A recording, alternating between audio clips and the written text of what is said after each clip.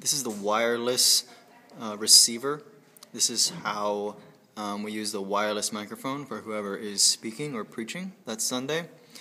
Very basic. There's only 3 connections on the back. On the front there's a power button. That's all you ever have to worry about. To connect it, obviously plug in the power, which you see on the right there. Plug in the 2 antennas. And then plug in the TRS to XLR male connection.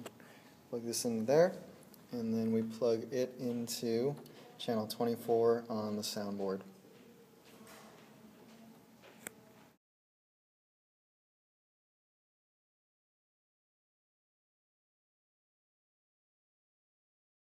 This is the soundboard. There's a lot to be said about the soundboard, so bear with me. First and foremost, the snake gets plugged into these channels right here. It's very straightforward. Each one of the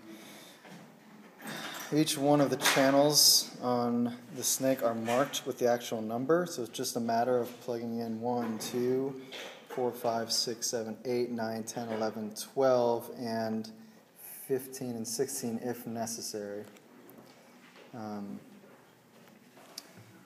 You'll see that I've marked each one of the channels with colored tape corresponding to the channels on the stage side of the snake. So that should be a nice helpful point of reference. 1 is the lead singer, 2 is the backup vocalist, 4 is the lead instrument, and then 9 and 10 is the percussion. On the snake you'll have these channels, or these plugs here. These are for each of the monitors. Just make sure that they're plugged into monitor 1, monitor 2, monitor 4, each respective channel. We don't use monitor 3. We would use monitor 3 for recording the sermon.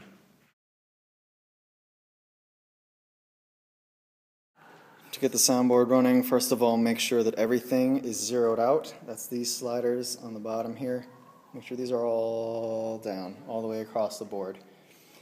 Secondly, be sure to connect the L channel, into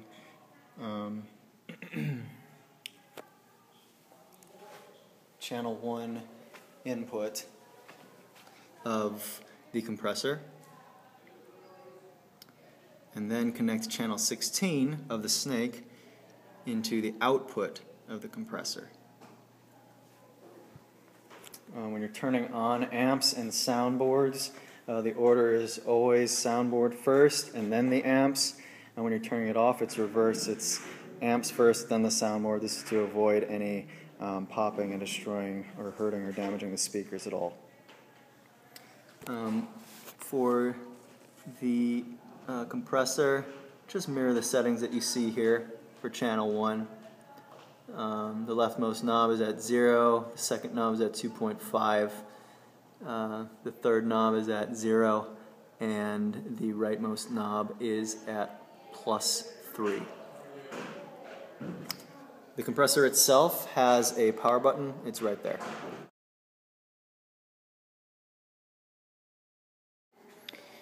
The soundboard has a few different controls. The ones you need to know about are the main volume, which is here. We use L, the L channel. This is the main volume. This controls the overall volume of the mains. Each channel also has its individual volume. So you would basically, this is how you mix each channel. If you want the lead vocal to be louder, you turn it up here. Never put it above 0. You can see it says 0 there. Never put it above 0.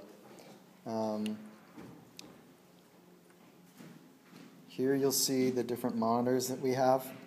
Monitor 1 is this entire row. Monitor 2 is this entire row. Monitor 4 is this entire row.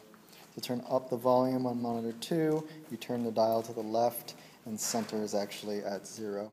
At the top here you have gain controls. In general, you should be able to leave these alone. They're set for a lead singer who sings fairly loudly, a backup vocalist who sings fairly quietly, an acoustic guitar that's set at 70% volume on its preamp.